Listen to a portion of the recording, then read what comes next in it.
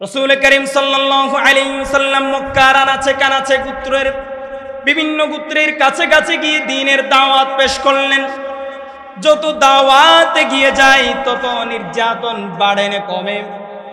যত নির্যাতন বাড়ে, রাসূল করিম সাল্লাল্লাহু আলাইহি ওয়াসাল্লাম চিন্তা করলেন তায়েফের ময়দানে যদি যাই তাহলে সেখানে দাওয়াতের কাজ চালিয়ে নিয়ে যেতে পারবো। তায়েফের মানুষগুলো ছিল নরম মস্তিষ্কের মানুষ, তারা হয়তো দ্বীনের দাওয়াত গ্রহণ করবে। রাসূলুল্লাহ সাল্লাল্লাহু আলাইহি ওয়াসাল্লাম এই চিন্তা করে তার পুত্র হযরতে যায়েদ বিন হারেসাকে নিয়ে রাসূল সাল্লাল্লাহু আলাইহি ওয়াসাল্লাম তায়েফের দিকে রওনা হয়ে গেলেন। তায়েফে যাওয়ার পরে তায়েফের নেতৃত্বে স্থানীয় যে ব্যক্তিগুলো ছিল, অর্থাৎ আমরা যাদেরকে সর্দার, মেম্বার, চেয়ারম্যান বলছি আজকাল, তাদের কাছে দ্বীনের দাওয়াত দেওয়া শুরু করলেন। তাদের কাছে দ্বীনের কথা বলার সাথে সাথে রাসূলুল্লাহর উপরে নির্যাতন শুরু হয়ে গিয়েছে। নির্যাতন করতে করতে এমন একটা পর্যায়ে চলে গিয়েছে আমার রাসূল মাটিতে লুটিয়ে পড়লেন, রক্ত বের হয়েছে শরীর থেকে। আল্লাহ তাআলা জিবরাইলকে ডাক দিয়ে বললেন, হে জিবরাইল, দ্রুত যাও, আমার রাসূল যদি অনুমতি দেয় এই তায়েফকে আমি বর্তমান যে ডেড সি আছে, আপনারা হয়তো অনেকে ছিলেন না, জর্ডানের মধ্যে অবস্থিত লূত আলাইহিস সালাম জাতিকে আল্লাহ তাআলা যে শাস্তি দিয়েছিলেন, যেটাকে আমরা মৃত সাগর বলি, ডেড সি, এই মৃত সাগর হচ্ছে অভিশাপের ফল। অভিশাপের কি ফল? আল্লাহ তাআলা জিবরাইলকে নির্দেশ দিলেন, রাসূলুল্লাহ যদি অনুমতি দেয় তাহলে আমি লূত জাতিকে যেই শাস্তি দিয়েছি তায়েফবাসীকে সেই শাস্তি দিতে আমি প্রস্তুত। রাসূলুল্লাহর কাছে এসে জিবরাইল বললেন, ইয়া রাসূলুল্লাহ, আপনাকে তারা কষ্ট দিয়েছে, আপনি শুধু একটু বলুন, আমি এই জায়গাটাকে আমি মাটির সাথে মিশিয়ে দিই। রাসূলুল্লাহ কি বললেন? রাসূল সাল্লাল্লাহু আলাইহি ওয়াসাল্লামের আগমনের দিনে এত সুন্দর মাহফিল আয়োজন করা যারা করেছেন, এই মাহফিল সহ আল্লাহ তাআলা তাদের সবাইকে কবুল করুক। সবাই বলে আমিন। সম্মানিত ভাইয়েরা, আজকে আমরা আলোচনা করব আজকের এই দিনে যে নবীকে আল্লাহ তাআলা পাঠিয়েছেন, যে নূর নবীকে আল্লাহ তাআলা পাঠিয়েছেন, কেন পাঠালেন আল্লাহ তাআলা, সেই প্রশ্নের উত্তরটা আজকে আমরা খুঁজে নিব। রাসূল সাল্লাল্লাহু আলাইহি ওয়াসাল্লামকে পৃথিবীতে কেন পাঠানো হয়েছে তার উত্তর আছে না নাই? কোরআন হাদিসের মধ্যে স্পষ্টত বর্ণনায় আছে না নাই? আজকে আমরা এই প্রশ্নটার উত্তর নিয়ে আজকে ইনশাআল্লাহ আমরা আলোচনা করব। শোনার জন্য প্রস্তুত আছি সবাই? বিষয় মনে রাখতে হবে, আর না হয় আলোচনা বুঝতে কষ্ট হয়ে যাবে। আলোচনার বিষয় হচ্ছে রাসূলুল্লাহ সাল্লাল্লাহু আলাইহি ওয়াসাল্লামকে আল্লাহ তাআলা পৃথিবীতে কেন পাঠালেন। ক্লিয়ার? বিষয় কি ক্লিয়ার হয়েছে? জি ইনশাআল্লাহ। রাসূল করিম সাল্লাল্লাহু আলাইহি ওয়াসাল্লামকে পৃথিবীতে যেই সময়ে পাঠানো হচ্ছে, এমন একটা সময় যখন সমাজ ব্যবস্থা বলতে কোনো কিছুই ছিল না। ছিল যে গোত্র ব্যবস্থা ছিল সেটাও দাঙ্গা হাঙ্গামার উপরে। কোনো ধরনের একটা সুন্দর সমাজ পরিবার কোনো কিছুই পৃথিবীর মধ্যে বর্তমান ছিল না।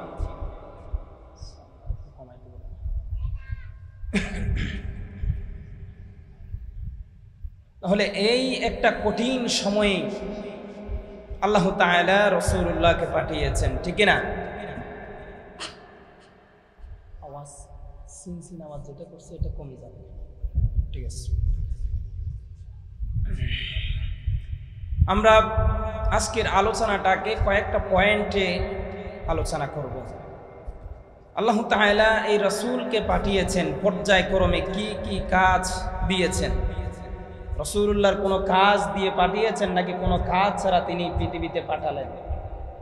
কাজ দিয়ে পাঠিয়েছেন, এটা আমরা জানি তো নাকি? আমরা কি দুনিয়ার মধ্যে যতদিন আছি, আমাদের যতদিন বয়স 50, 60, 70 বছর, আমরা বোধহয় কেউ এমন আছি যে জন্ম থেকে মৃত্যু পর্যন্ত কোনোদিন কোনো কাজই করি নাই, শুধু বসে বসে খেয়েছি, এরকম কেউ আছি? নাই। তাহলে রাসূল সাল্লাল্লাহু আলাইহি ওয়াসাল্লামকেও আল্লাহ তাআলা কাজ দিয়ে, দাওয়াত, গুরুত্বপূর্ণ বিষয় দিয়েই পৃথিবীতে প্রেরণ করেছেন, ঠিক কিনা? তাহলে এই যে আল্লাহ রাসূল সাল্লাল্লাহু আলাইহি ওয়াসাল্লামকে পৃথিবীতে প্রেরণ করলেন, কি কি কাজ তার মাধ্যমে আল্লাহ তাআলা করিয়েছেন, সেগুলো জানা আমাদের দরকার আছে না নাই? আছে। আজকে আমরা সেটাই জানবো। 1 নাম্বার পয়েন্ট হচ্ছে আল্লাহ রাসূল সাল্লাল্লাহু আলাইহি ওয়াসাল্লামকে আল্লাহ তাআলা পাঠানোর প্রধানতম কারণ হচ্ছে এই মানব জাতিকে আল্লাহ তাআলার দাসত্বর মধ্যে নিয়ে আসা। কার দাসত্বের মধ্যে? আল্লাহর দাসত্বের মধ্যে নিয়ে আসা, অর্থাৎ আল্লাহ তাআলার দ্বীনকে প্রতিষ্ঠা করা, আল্লাহর ইবাদতকে প্রতিষ্ঠা করার জন্যই আল্লাহ রাসূল সাল্লাল্লাহু আলাইহি ওয়াসাল্লামকে দুনিয়াতে পাঠানো হয়েছে। সম্মানিত ভাইয়েরা আমার, আল্লাহ রাব্বুল আলামিন ইরশাদ করছেন সূরা নাহল 36 নং আয়াত। আল্লাহ রাব্বুল আলামিন বলছেন, ওয়ালাকাদ বাআসনা ফি কুল্লি উম্মাতির রাসূলান আন ইবুদুল্লাহা ওয়াজতানিবুত তাগুত। আল্লাহ রাব্বুল আলামিন বলছেন, আমি শুধু তোমাদের কাছে রাসূল পাঠিয়েছি এমন নয়, শুধু এই জাতির কাছে রাসূল পাঠিয়েছি বিষয়টা এমন নয়। আমি যখন থেকেই পৃথিবীতে মানব জাতি সৃষ্টি করেছি তখন থেকেই প্রতিনিধি হিসেবে, খলিফা হিসেবে আল্লাহ তাআলা মানব জাতির কাছে সময়ের পরিক্রমায় একজন একজন রাসূল পাঠিয়েছেন। আল্লাহ রাব্বুল আলামিন নিজেই বলছেন, ওয়ালাকাদ বাআসনা ফি কুল্লি উম্মাতির রাসূল, আমি প্রত্যেকটা জাতির কাছে রাসূল পাঠিয়েছি, প্রতিটা জাতির কাছে আমি রাসূল পাঠিয়েছি এই জন্য আনি আবুদুল্লাহ, আল্লাহ তাআলার ইবাদতের জন্য। একমাত্র কি বিষয়? আল্লাহ তাআলার ইবাদতের জন্য আনি আবুদুল্লাহ ওয়াজতানিবুত তাগুত। আর যত তাগুত আছে, ইসলাম বিরোধী যত কাজ আছে, সমস্ত কাজ থেকে বিরত থাকার জন্য আমি রাসূলকে দুনিয়াতে পাঠিয়েছি। সুবহানাল্লাহ। আল্লাহ রাব্বুল আলামিন এই আয়াত থেকে আমরা এটা বুঝতে পারি যে আল্লাহ রাসূল সাল্লাল্লাহু আলাইহি ওয়াসাল্লামকে প্রধানতম যেই কাজটি দিয়েছেন, আল্লাহ তাআলা বলেছেন আপনার প্রধানতম কাজ হচ্ছে এই ভ্রষ্ট মানব জাতি যারা পথভ্রষ্ট হয়ে গেছে তাদেরকে দ্বীনের পথে নিয়ে এসে আল্লাহ তাআলার ইবাদতকে স্বীকার করা, আল্লাহ ব্যতীত পৃথিবীর কোনো ব্যক্তির ইবাদত না করা, আল্লাহ ব্যতীত কোনো অংশীদার পৃথিবীতে আছে এটা স্বীকার না করা, একমাত্র আল্লাহ তাআলার ইবাদতকে স্বীকার করা। আল্লাহ রাব্বুল আলামিন কোরআনের মধ্যে বলেছেন, ওয়ামা খালাকাতুল জিন্না ওয়াল ইনসা ইল্লা লিয়াবুদুন, আমি এই মানব জাতিকে সৃষ্টি করেছি শুধু একটি কারণে। কয়টি কারণ? একটি কারণ, ওয়ামা খালাকাতুল জিন্না ওয়াল ইনসা ইল্লা লিয়াবুদুন, আমি জিন এবং মানব জাতিকে সৃষ্টি করেছি শুধু আমার ইবাদতের জন্য, আমার দাসত্বের জন্য। শুধু তারা আমার ইবাদত করবে। কার ইবাদত করবে? আল্লাহর ইবাদত করবে। আল্লাহর ইবাদতের পাশাপাশি কোনো ইবাদত হবে না, আল্লাহর ইবাদতের পাশাপাশি কোনো অংশীদারিত্ব চলবে না। একমাত্র আল্লাহ তাআলাকে স্বীকার করতে হবে, তিনি মাবুদ, তিনি সৃষ্টিকর্তা, তিনি ইবাদতের যোগ্য, ঠিক কিনা? আল্লাহ তাআলা ব্যতীত আর কোনো ব্যক্তি, আর কোনো সৃষ্টি ইবাদতের যোগ্য নয়। এটা ক্লিয়ার? এরপরে আয়াতের মধ্যে আল্লাহ রাব্বুল আলামিন আবার বলছেন, তাগুত থেকে তোমরা বিরত থাকবে। তাগুত কি? ইসলামের বিপক্ষে যেটাই দাঁড়ায় সেটাই তাগুত। সেটা যদি রাষ্ট্র হয় রাষ্ট্র তাগুত, সেটা যদি ব্যক্তিও হয় ব্যক্তি তাগুত, সেটা যদি দরবারও হয় দরবারও তাগুত, সেটা যদি যেটাই হয় না কেন ইসলামের বিপক্ষে যেটাই যাবে সেটাই কি? তাগুত। মনে থাকবে? সেটাই তাগুত। তাগুতের গোলামি করা যাবে না। মনে থাকবে? ইনশাআল্লাহ। আল্লাহ রাসূল সাল্লাল্লাহু আলাইহি ওয়াসাল্লাম নিজে ইরশাদ করছেন, ফাওয়াল্লাহি ফালয়াকুন আল্লাহু মা তাদউনা ইলাইহি শাহাদাতান আল্লা ইলাহা ইল্লাল্লাহ। হযরত মুআজ ইবনে জাবাল রাদিয়াল্লাহু তাআলা আনহুকে ইয়ামানের গভর্নর করে যখন রাসূল সাল্লাল্লাহু আলাইহি ওয়াসাল্লাম পাঠাচ্ছেন, অর্থাৎ ইয়ামানের একজন শিক্ষক রূপে হযরত মুআজকে তিনি পাঠাচ্ছিলেন, এমন সময় রাসূল সাল্লাল্লাহু আলাইহি ওয়াসাল্লাম বললেন, ইয়া মুআজ ফালয়াকুন আউওয়ালা মা তাদউনা, তোমার প্রধানতম যে কাজ সেটা হচ্ছে শাহাদাতান আল্লা ইলাহা, তুমি মানব জাতির কাছে একটা মাত্র প্রধানতম শিক্ষা দিবে, শাহাদাতান আল্লা ইলাহা ইল্লাল্লাহ, একমাত্র আল্লাহ ব্যতীত আর কোনো উপাস্য নাই, আল্লাহ ব্যতীত আর কোনো মাবুদ নাই। এটা হচ্ছে প্রধানতম শিক্ষা। কারা বলছেন? মুআজকে আল্লাহ তাআলা যখন ইয়ামানে পাঠাচ্ছেন, প্রধান শিক্ষা দিলেন, হে মুআজ, সেখানে যাওয়ার পরে তোমার প্রধান কাজ হবে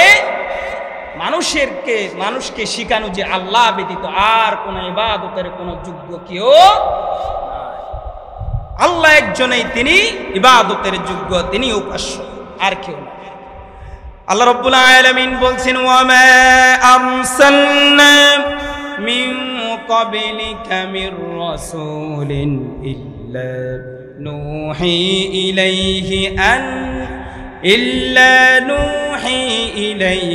আন্নাহু লা ইলাহা ইল্লা আনা ফা'বুদুন। আমি তোমাদের কাছে এর আগেও রাসূল পাঠিয়েছি তোমাদের মধ্য থেকে, তোমাদের পূর্বে যত জাতি ছিল তাদের কাছে রাসূল পাঠিয়েছি, এবং তোমাদের কাছে পাঠিয়েছি সবাইকে আমি একটাই নির্দেশ দিয়েছি, সেটা হচ্ছে তারা আল্লাহ তাআলার ইবাদতকে স্বীকার করবে। কার ইবাদত? আল্লাহর ইবাদতকে স্বীকার করবে। এই দুনিয়ার ভূখণ্ডের মধ্যে যত আদর্শ আছে, সমস্ত আদর্শের মধ্যে আল্লাহর আদর্শকে, রাসূলের আদর্শকে প্রতিষ্ঠা করার জন্যই মূলত রাসূল সাল্লাল্লাহু আলাইহি ওয়াসাল্লামকে আল্লাহ তাআলা প্রেরণ করেছেন। সুবহানাল্লাহ। সম্মানিত ভাইরা, তাহলে দ্বিতীয় নাম্বার পয়েন্ট আমরা কথা বলবো, রাসূল সাল্লাল্লাহু আলাইহি ওয়াসাল্লামকে আল্লাহ তাআলা রহমত করে পাঠিয়েছেন কি হিসেবে? সম্মানিত ভাইরা আমার, বিশ্বনবী সাল্লাল্লাহু আলাইহি ওয়াসাল্লাম শুধু কুরাইশদের জন্য রহমত নয়, শুধু আরবের জন্য রহমত নয়, আপনার আমার জন্য শুধু রহমত নয়, আল্লাহ তাআলা এমন নবীকে আমাদের কাছে দিয়েছেন যে নবী পুরো বিশ্ববাসীর জন্য রহমত। সুবহানাল্লাহ। মানব জাতির সৃষ্টি থেকে কিয়ামত পর্যন্ত যত মানুষ আসবে সবার জন্য বিশ্বনবী রহমত। সুবহানাল্লাহ। সবার জন্যই আমার নবী, আপনার নবী রহমত। আল্লাহ রাব্বুল আলামিন সূরা আম্বিয়ার 7 নম্বর আয়াত, সূরা আম্বিয়ার 107 নম্বর আয়াতে আল্লাহ তাআলা ইরশাদ করছেন, ওয়া মা আরসালনাকা ইল্লা রাহমাতাল লিল আলামিন। আল্লাহ রাব্বুল আলামিন ইরশাদ করছেন, আমি আপনাকে এই বিশ্ববাসীর জন্য পাঠিয়েছি, এই বিশ্ববাসীর জন্য আমি আপনাকে রহমত করে পাঠিয়েছি। এটা কি শুধু সাধারণ কথা নাকি? রাসূল সাল্লাল্লাহু আলাইহি ওয়াসাল্লামের নবুয়তের পূর্বের দিকে যদি আমরা একটু, নবুয়ত আসার আগে রাসূল সাল্লাল্লাহু আলাইহি ওয়াসাল্লাম মক্কার মানুষের কাছে কেমন ছিলেন? এর চেয়ে প্রিয় ব্যক্তি তাদের কাছে আর কেউ ছিল না। তারা রাসূলুল্লাহকে বিশ্বাস করে আল আমিন বলতো। কি বলেছে? আল আমিন উপাধি দিয়েছে, আস-সাদিক উপাধি দিয়েছে, আল করিম উপাধি দিয়েছে, আল ফাত্তাহ উপাধি দিয়েছে তারা রাসূলুল্লাহকে। রাসূল সাল্লাল্লাহু আলাইহি ওয়াসাল্লামের কাছে যখন এই নবুয়ত আসলো, নবুয়ত আসার পরে যখন দাওয়াত শুরু করলো, তখন তারা সাথে সাথেই অপবাদ দেওয়া শুরু করলো। ঠিক কি না? রাসূল সাল্লাল্লাহু আলাইহি ওয়াসাল্লামকে তারা সাথে সাথে অপবাদ দেওয়া শুরু করলো, বিভিন্নভাবে তারা অপবাদ দিতে লাগলো। রাসূলুল্লাহ লেজ কাটা, নাউযুবিল্লাহ। রাসূল সাল্লাল্লাহু আলাইহি ওয়াসাল্লাম মাজনুন, রাসূল সাল্লাল্লাহু আলাইহি ওয়াসাল্লাম কবি, এইরকম তারা বলতে লাগলেন। শুধু একটু সময়ের পরিবর্তনের কারণে তাদের কাছে বিশ্বনবী হয়ে গেলেন রাহমাতুল লিল আলামিন, হয়ে গেলেন তাদের শত্রু। ঠিক কিনা? রাহমাতুল লিল আলামিন তাদের কাছে কি হয়ে গেলেন? শত্রু হয়ে গেলেন। বিশ্বনবী সাল্লাল্লাহু আলাইহি ওয়াসাল্লাম, অনেকেই শুনেছেন নবুয়তের পূর্ব সময়ে রাসূলুল্লাহর বয়স যখন 20 বছর, এই সময় একটা যুদ্ধ হয়েছিল, ফুজ্জারের যুদ্ধ নামে যেটা পরিচিত। এই যুদ্ধের মধ্যে সহযোগী হিসেবে রাসূলুল্লাহ ছিলেন কিছু কিছু। রাসূল সাল্লাল্লাহু আলাইহি ওয়াসাল্লাম এই যুদ্ধকে কিভাবে মীমাংসা করবেন সেই চিন্তা করে এলাকার প্রভাবশালী ব্যক্তিদেরকে নিয়ে রাসূল সাল্লাল্লাহু আলাইহি ওয়াসাল্লাম হিলফুল বুজুল প্রতিষ্ঠা করলেন। এই হিলফুল বুজুল প্রতিষ্ঠার মাধ্যমে পুরো আরববাসীর কাছে রহমত চলে আসলো, পুরো আরববাসীর কাছে একটা মীমাংসার একটা সুন্দর সময় চলে আসলো। এরপরে তারা যখন কাবাকে পুনর্নির্মাণ করতে যাচ্ছিলেন, কুরাইশের যেই গোত্রগুলো আছিল তারা কি করছে? সবাই মিলে কাবাকে পুনর্নির্মাণ করবে। এই সিদ্ধান্তে পৌঁছার পরে কাবার কাজ শেষ হওয়ার পরে হজরে আসওয়াদ, যে পাথরটি আমরা যখন উমরায় হজ্জে যাই যেটা দেখি চুমকায় যেটাতে, এই পাথরটিকে স্থাপন করবে, সেটা নিয়ে তাদের ভিতরে একটা দাঙ্গা হাঙ্গামা তৈরি হয়ে গেল, বিরোধ তৈরি হয়ে গিয়েছে। এমন সময় এক ব্যক্তি ঘোষণা দিলেন আগামীকাল সকালবেলা মসজিদে কাবার মধ্যে যে উপস্থিত হতে পারবে, কাবার মধ্যে সর্বপ্রথম যে উপস্থিত হতে পারবে সেই ব্যক্তি এই বিষয়ের মীমাংসা করে দিবেন, ফয়সালা করে দিবেন। সকালবেলার জন্য সবাই প্রস্তুত হয়ে গেলেন। সকালে ভোর হওয়ার আগেই, সেখানে সবাই জড়ো হওয়ার আগেই বিশ্বনবী আমার নবী মুহাম্মদুর রাসূলুল্লাহ সাল্লাল্লাহু আলাইহি ওয়াসাল্লাম উপস্থিত হয়ে গেলেন। সুবহানাল্লাহ। রাসূল করিম সাল্লাল্লাহু আলাইহি ওয়াসাল্লামকে দেখে তারা বলতে লাগলো, আল আমিন আস-সাদিক, আমাদের প্রিয় ছেলে, সে আমাদের সবার আগে উপস্থিত হয়েছে, তার কথা আমরা সবাই মেনে নিলাম, সে যেটা বলবে সেটা আমরা মেনে নিব, আর কোনো বিরোধ নাই। রহমত আছে না নাই? রহমত হয়েছে কিনা এখানে? রাসূল সাল্লাল্লাহু আলাইহি ওয়াসাল্লাম একটা চাদর নিয়ে আসলেন। চাদরের মাঝখানে রাসূল সাল্লাল্লাহু আলাইহি ওয়াসাল্লাম নিজ হাতে পাথরটি বসালেন। পাথরটি বসানোর পরে সেই দিন কুরাইশের যে গোত্র প্রধান ছিল তাদেরকে ডাকা হলো, তাদেরকে বলা হলো একজন এক সাইডে ধরেন, যে চাদরের চারিদিক দিয়ে তারা ধরল। ধরার পরে হাজরা আসওয়াদ পাথরটি তারা সুন্দর করে নির্দিষ্ট স্থানে নিয়ে গেলেন। সেখানে রাসূল সাল্লাল্লাহু আলাইহি ওয়াসাল্লাম এই পাথরটি বসিয়ে দিলেন। এই বৈশিষ্ট্য দেখার পরে, এই মীমাংসা এই সিস্টেম দেখার পরে আরবের সেই সময়ের মানুষরা সবাই বিমোহিত হয়ে গিয়েছে। সুবহানাল্লাহ। আমার নবী ছিলেন এমন, যেখানে গিয়েছেন সেখানে রহমতের দরিয়া বয়ে গিয়েছে। সুবহানাল্লাহ। রাসূল করিম সাল্লাল্লাহু আলাইহি ওয়াসাল্লাম 24 বছর বয়সে পদার্পণ করেছেন। তিনি ব্যবসায় বিভিন্ন জায়গায় ঘুরে বেড়িয়েছেন। মক্কা থেকে সিরিয়া, শাম তিনি ঘুরে বেরিয়েছেন। বসরা, বিভিন্ন জায়গায় তিনি ব্যবসা করেছেন। যেই ব্যবসায় হাত দিয়েছেন সেখানে বরকত দিয়ে দিয়েছেন তিনি কে? আল্লাহ। পুরো কুরাইশ বংশে পুরো আরবে নাম ছড়িয়ে গিয়েছে। আল আমিন, যেখানেই হাত দেন, যেই ব্যবসায় হাত দেন সেখানে বরকত দিয়ে দেন তিনি কে? এই কথা সব কানে হয়ে গেছে। আরবের বিখ্যাত সম্ভ্রান্ত মহিলা হযরতে খাদিজা রাদিয়াল্লাহু তাআলা আনহা, হযরতে খাদিজা রাদিয়াল্লাহু তাআলা আনহা প্রস্তাব পাঠালেন, ব্যবসার প্রস্তাব পাঠালেন মাইসারার মাধ্যমে। মাইসারা হচ্ছে খাদিজার দাস। খাদিজার দাস মাইসারা বিশ্বনবীর কাছে গিয়ে বললেন, আপনি খাদিজার যে ব্যবসা সেটা কি দেখাশোনা করতে পারবেন? রাসূল সাল্লাল্লাহু আলাইহি ওয়াসাল্লাম এই সুযোগটা নিয়ে ব্যবসার জন্য লেগে পড়লেন। শুধু একবারে ব্যবসা করেছেন, হিসাব নিকাশ যখন পুঙ্খানুপুঙ্খানুভাবে বুঝিয়ে দিয়েছে। খাদিজা বলল, আমি এর আগে অনেক লোককে দিয়ে ব্যবসা করিয়েছি, প্রতিবারে যে পরিমাণ লাভ হয়েছে আজকে ডাবল লাভ আমি পেয়েছি। এত পরিমাণ লাভ আমার ব্যবসার মধ্যে আমি কোনোদিন পাই নাই। সুবহানাল্লাহ, রহমত আছে না নাই?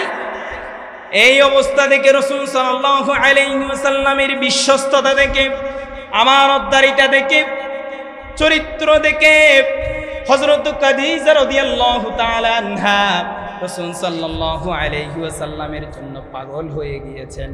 রাসূল সাল্লাল্লাহু আলাইহি ওয়াসাল্লামের কাছে বিবাহ প্রস্তাব নিয়ে গিয়েছেন। বিবাহ প্রস্তাব নেওয়ার পরে রাসূল সাল্লাল্লাহু আলাইহি ওয়াসাল্লামের চাচার কাছে কথা বলার পরে বিবাহ সম্বন্ধ হলো। ইসলামের সবচেয়ে গুরুত্বপূর্ণ এই মহিলা, তার নাম কি? হযরত খাদিজা রাদিয়াল্লাহু তাআলা আনহা। এত বেশি ইসলামে অবদান রেখেছেন, এরকম মহিলা তেমন একটা পাওয়া যায় না। হযরত খাদিজা রাদিয়াল্লাহু তাআলা আনহা বললেন, ফাওয়াল্লাহি লা ইউখজিকাল্লাহু আবাদান ইয়া রাসূলুল্লাহ। যখন আল্লাহ রাসূলের কাছে ওহী আসলো প্রথম দিন, ওহী আসার পরে জিবরাইল এসে বললেন, ইয়া রাসূলুল্লাহ, আপনি আবার মুখে মুখে পড়ুন, ইকরা বিসমি রাব্বিকাল্লাযী খালাক খালাকাল ইনসানা মিন আলাক ইকরা ওয়া রাব্বুকাল আকরাম আল্লাযী আল্লামা বিল কলম। হযরত জিবরাইল আলাইহিস সালাম যেই তেলাওয়াত করলেন, রাসূলুল্লাহ বললেন, আমি তো পড়তে জানি না। জিবরাইল আলাইহিস সালাম রাসূলুল্লাহকে এমন ভাবে জড়িয়ে ধরলেন, রাসূল সাল্লাল্লাহু আলাইহি ওয়াসাল্লাম সেই দিন কোরআনকে আত্মস্থ করে নিলেন। এই কোরআনকে আত্মস্থ করে নেওয়ার পরে রাসূল সাল্লাল্লাহু আলাইহি ওয়াসাল্লাম শরীরটা এমন ভাবে কাঁপুনি চুড়ি হয়ে গেছে, ঝড় চলে এসেছে রাসূলুল্লাহর। বাড়িতে আসার পরে খাদিজা রাদিয়াল্লাহু তাআলা আনহাকে বললেন, হে খাদিজা, জাম্মিলুনি জাম্মিলুনি, আমাকে কম্বল দিয়ে চেপে ধরো, আমার ভীষণ খারাপ লাগছে। খাদিজার কাছে ঘটনা বর্ণনার পরে খাদিজা রাদিয়াল্লাহু তাআলা আনহা বললেন, ফাওয়াল্লাহি লা ইউখজিকাল্লাহু আবাদান, আল্লাহর কসম করে বলছি ইয়া রাসূলুল্লাহ, আল্লাহর কসম করে বলছি, আপনাকে আল্লাহ তাআলা বেইজ্জতি করবেন না, আপনার সম্মান হানি করবেন না, আপনার ভয় পাওয়ার কোনো কারণ নাই, কারণ আমি আপনাকে চিনি, আপনাকে জানি। সুবহানাল্লাহ। তাহলে রাসূলুল্লাহর চরিত্র সম্পর্কে একজন স্ত্রী সাক্ষ্য দিচ্ছেন কেমন রহমত ছিলেন তিনি। সুবহানাল্লাহ। রাসূল সাল্লাল্লাহু আলাইহি ওয়াসাল্লাম এমন রাহমাতুল লিল আলামিন আমাদের মাঝে ছিলেন। রাসূল করিম সাল্লাল্লাহু আলাইহি ওয়াসাল্লাম মক্কার আনাচে কানাচে গোত্রের বিভিন্ন গোত্রের কাছে কাছে গিয়ে দ্বীনের দাওয়াত পেশ করলেন। যত দাওয়াতে গিয়ে যায় তত নির্যাতন বাড়ে না কমে, যত নির্যাতন বাড়ে। রাসূল করিম সাল্লাল্লাহু আলাইহি ওয়াসাল্লাম চিন্তা করলেন, তায়েফের ময়দানে যদি যাই তাহলে সেখানে দাওয়াতের কাজ চালিয়ে নিয়ে যেতে পারবো। তায়েফের মানুষগুলো ছিল নরম মস্তিষ্কের মানুষ, তারা হয়তো দ্বীনের দাওয়াত গ্রহণ করবে। রাসূলুল্লাহ সাল্লাল্লাহু আলাইহি ওয়াসাল্লাম এই চিন্তা করে তার পুত্র হযরতে যায়েদ বিন হারেসাকে নিয়ে রাসূল সাল্লাল্লাহু আলাইহি ওয়াসাল্লাম তায়েফের দিকে রওনা হয়ে গেলেন।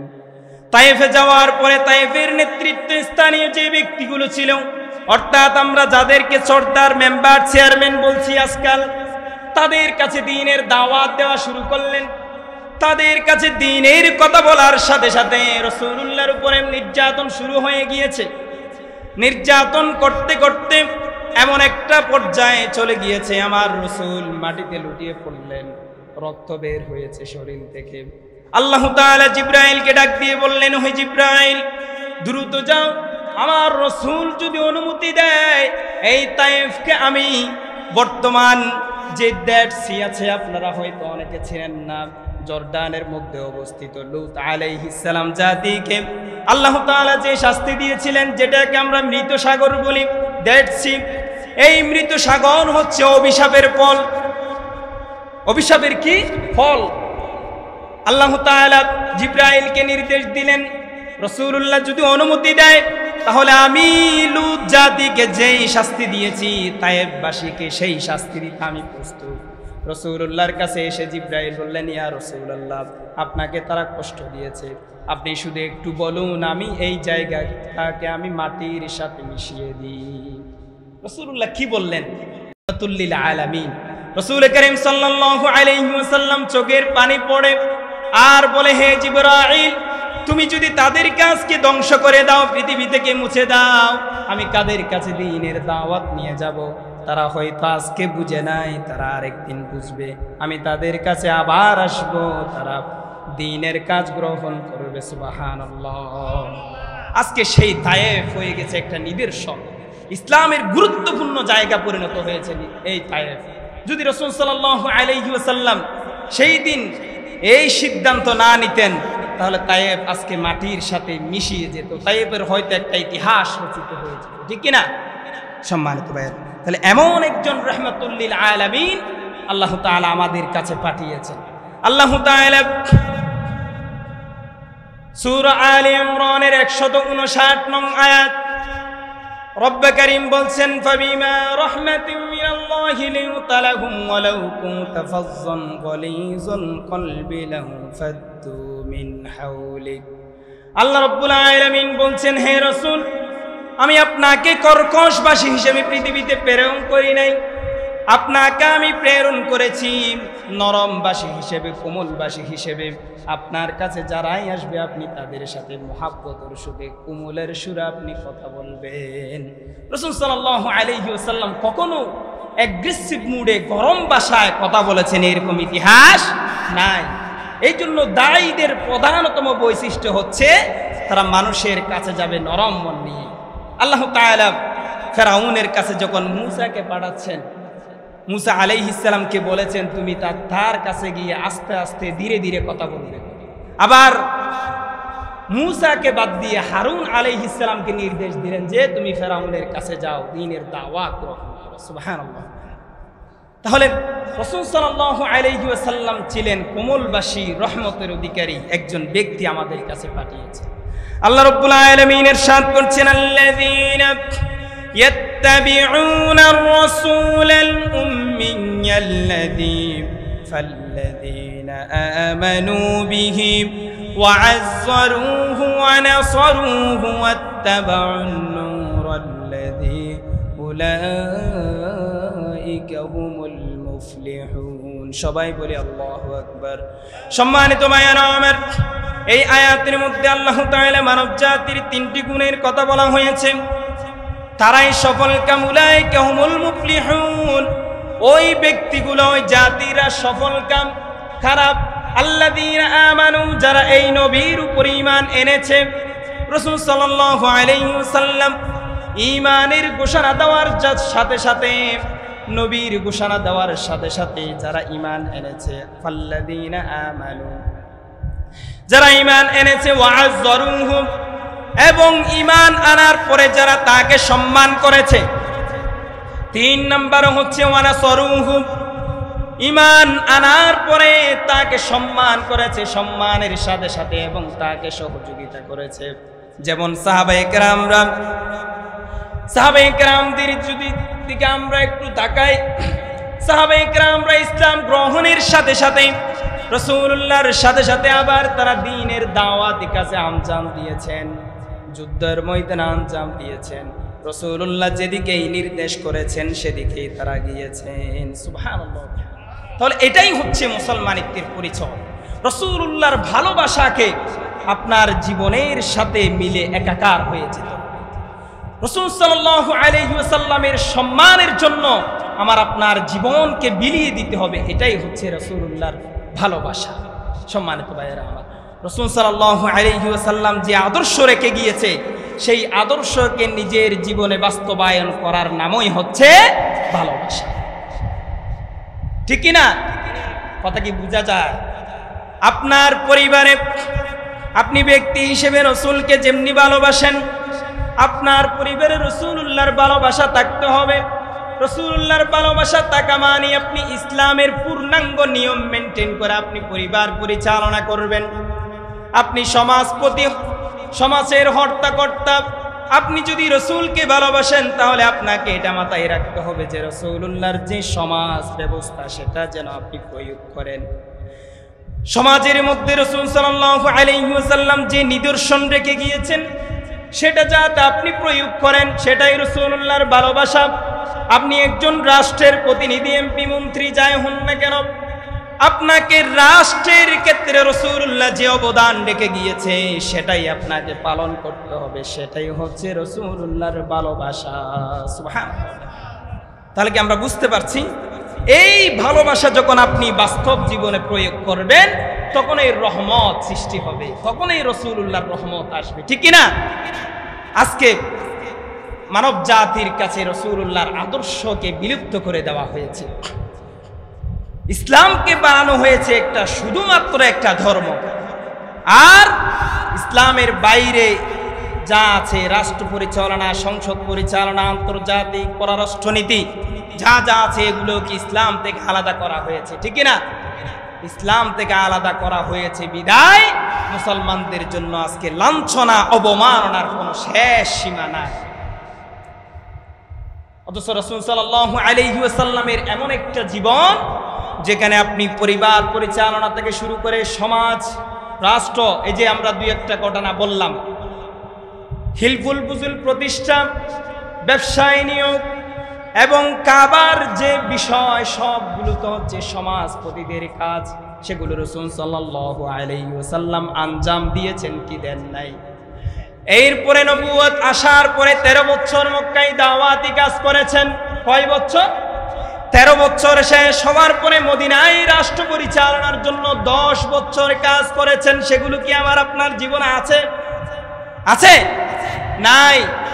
আমার আপনার জীবনে রাসূল সাল্লাল্লাহু আলাইহি ওয়াসাল্লামের যে মাদানী জীবন 10 বছর, সেগুলার কোনো আমল আমাদের কাছে নাই। এই আমলটা আমরা ছেড়ে দিয়েছি বিদায় আজকে আমাদের এই করুণ পরিণতি। অথচ এই আমলের মাধ্যমে মদিনার রাষ্ট্রের পরে খেলাফত প্রতিষ্ঠা হয়েছিল কি হয় নাই? আদর্শ কার ছিল?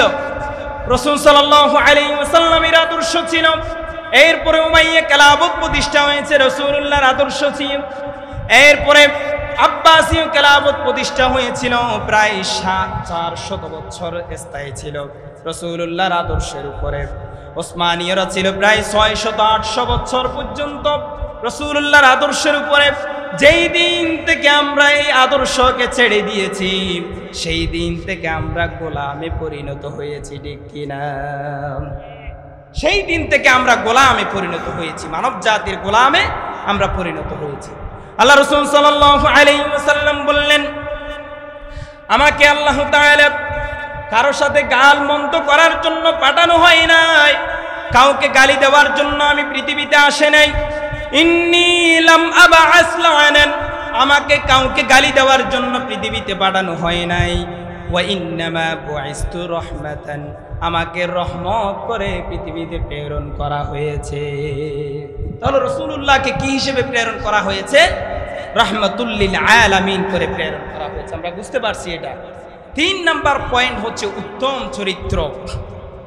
উত্তম চরিত্রের পূর্ণতা দানের জন্য রাসূল সাল্লাল্লাহু আলাইহি ওয়াসাল্লামকে পাঠিয়েছেন। বিশ্বনবী মুহাম্মদুর রাসূলুল্লাহ সাল্লাল্লাহু আলাইহি ওয়াসাল্লামের আগে অসংখ্য জাতি, অসংখ্য নবী রাসূল পৃথিবীতে আল্লাহ তাআলা পাঠিয়েছেন। তখন পর্যন্ত উত্তম চরিত্রের পূর্ণতা ছিল না। রাসূলুল্লাহ আসার সাথে সাথেই এটা পূর্ণতা পেয়েছে। কোরআন আমাদেরকে বলছে সূরাতুল কলাম 4 নম্বর আয়াত, আল্লাহ রাব্বুল আলামিন ইরশাদ করছেন, ওয়া ইন্নাকা লাআলা খুলুকিন আযীম, আমি আপনাকে মহান চরিত্রের উপরে প্রতিষ্ঠিত করেছি। সুবহানাল্লাহ। আপনারা কি আলোচনায় মনোযোগ দিচ্ছেন না? একটু খেয়াল করেন। রাসূল সাল্লাল্লাহু আলাইহি ওয়াসাল্লামকে আল্লাহ তাআলা এই পৃথিবীর জন্য সবচেয়ে শ্রেষ্ঠ চরিত্রের ব্যক্তি হিসেবে পাঠানো হয়েছে। আরবের মানুষরা রাসূলুল্লাহকে বিভিন্নভাবে চরিত্র হনন করার চেষ্টা করেছে কি করে নাই? রাসূলুল্লাহর কাছে প্রস্তাব দিয়েছে, আরবের সবচেয়ে সুন্দরী মহিলাকে আপনাকে বিবাহ করিয়ে দেওয়া হবে যদি আপনি এই পথ ছেড়ে দেন। রাসূলুল্লাহ কি তাদের সাথে সমঝোতা করেছে নাকি? করে নাই। আল্লাহ তাআলা কোরআনের মধ্যে উর্দে নবীর নাম উল্লেখ করেছেন। কোন নবীর চরিত্রের সাথে, কোন নবীর সাথে আল্লাহ তাআলা আসিম শব্দ ব্যবহার করেন নাই। খেয়াল করবেন, আজিম শব্দের অর্থ হচ্ছে মহান। আল্লাহ তাআলা কুরআনের মধ্যে একমাত্র বিশ্বনবী মুহাম্মদুর রাসূলুল্লাহ সাল্লাল্লাহু আলাইহি ওয়াসাল্লামের জন্য আল্লাহ তাআলা আজিম শব্দটা ব্যবহার করেছেন। রব্বুল আলামিন বলছেন ওয়া ইন্নাকা লাআলা খুলুকিন আযীম, আমি আপনাকে মহান চরিত্রের উপরে প্রতিষ্ঠিত করেছি। শুধু এতটুকু বলেই শেষ করে নাই, আল্লাহ রব্বুল আলামিন বলছেন ওয়া রাফা'না লাকা যিকরাক, আমি আপনার সম্মানকে মহান করে দিয়েছি। পৃথিবীর যত ব্যক্তি আপনার সম্মানকে মাটির সাথে মিশিয়ে ফেলাক না কেন, কেউ মিশাইতে পারবে না। হাজার চেষ্টা করলেও রাসূলুল্লাহর সম্মান হানি করতে পারবে না। তারা হয়তো রাসূলুল্লাহকে গালি দিতে পারবে, কবি ডাকতে পারবে, তারা হয়তো অপবাদ দিতে পারবে, কিন্তু রাসূলুল্লাহর সম্মান কখনো হানি করতে পারবে না। আল্লাহ তাআলা কোরআনের মধ্যে একটা সূরায় শুধু সম্মানের উপরে নাযিল করে দিলেন। আল্লাহ রাব্বুল আলামিন বলছেন ইন্না আ'তাইনাকাল কাউসার ফাসাল্লি লিরাব্বিকা ওয়ানহার ইন্না শানিয়াকা হুয়াল আবতার। আল্লাহ তাআলা উৎসাহ দিয়ে বলছেন, হে আমার হাবিব, আমার প্রিয় বন্ধু, কিসের টেনশন আপনার, কিসের চিন্তা? এই লোকগুলো আপনার পিছনে যেটাই বলুক না কেন, যারা লেসকাটা বলছে তারা তো নিজেরাই লেসকাটা, তারা নিজেদেরই নির্বংশ, তাদের তো কোনো বংশ নাই। কিন্তু রাসূলুল্লাহর নাম যুগ যুগ ধরে কোনো আসে নাই। আবু জেহেলের নাম কয়জনে রাখে? আবু তালেব বা কাফের যারা উতবা শাইবা, তাদের নাম কি কেউ রাখে? রাখে না। কিন্তু মুহাম্মদ ঘরে ঘরে আসেন না। সুবহানাল্লাহ। এই জন্য কবি বলছেন বাতিল সে দবনওয়ালে, আল্লামা ইকবাল এই শ্লোকটি আল্লামা ইকবাল বলছেন বাতিল সে দবনওয়ালে আই আসমা নহি হে। কবি বলছেন রাসূল সাল্লাল্লাহু আলাইহি ওয়াসাল্লামের সম্মান নিয়ে, ইসলামের সম্মান নিয়ে, ইসলামকে মাটির সাথে মিশানোর জন্য হাজার চেষ্টা করেছে তখন থেকে এখনো পর্যন্ত তারা কোনো উপকার করতে পারে নাই, সামনেও তারা আর কোনোদিন উপকার করতে পারবে না। বরং ইসলাম আল্লাহ রাসূলের সম্মান এটা জ্বলন্ত প্রমাণ থাকবে। সুবহানাল্লাহ। তাহলে রাসূল সাল্লাল্লাহু আলাইহি ওয়াসাল্লামের চরিত্র হচ্ছে রাষ্ট্রের জন্য মডেল, পৃথিবীর জন্য মডেল। দ্য 100 আমরা অনেকেই পড়ছি, হয়তো অনেকে শুনছি। মাইকেল এইচ হার্ট যে বইটি লিখেছেন, আমেরিকান একজন খ্রিস্টান, এই ব্যক্তির বইয়ের শুরুতেই আছে বিশ্বনবী সাল্লাল্লাহু আলাইহি ওয়াসাল্লামকে দিয়েছেন। সুবহানাল্লাহ। সে রাসূল হিসেবে না মানলেও পৃথিবীর শ্রেষ্ঠ মনীষীদের 100 জনের তালিকার মধ্যে আমার নবী আপনার নবীকে প্রথমেই লিস্টে এনেছেন। সুবহানাল্লাহ। তাহলে তারা বুঝতে পেরেছে রাসূল সাল্লাল্লাহু আলাইহি ওয়াসাল্লামের মর্যাদা কোথায়, চরিত্র কোথায়। কিন্তু আমরা সেই রাসূলের চরিত্রকে আমরা বাদ দিয়েছি। আল্লাহ রাব্বুল আলামিন ইরশাদ করছেন লাকাদ কানা লাকুম ফি রাসূলিল্লাহি উসওয়াতুন হাসানাহ লিমান কানা ইয়ারজুল্লাহা ওয়াল ইয়াউমাল আখির। আল্লাহ রাব্বুল আলামিন বলছেন, হে মানব জাতি, সবার কাছে ইঙ্গিত করে আল্লাহ রাব্বুল আলামিন এই আয়াত নাযিল করেছেন লাকাদ কানা লাকুম ফি রাসূলিল্লাহ। ওহে মানব জাতি, তোমাদের আদর্শের প্রয়োজন হয়েছে।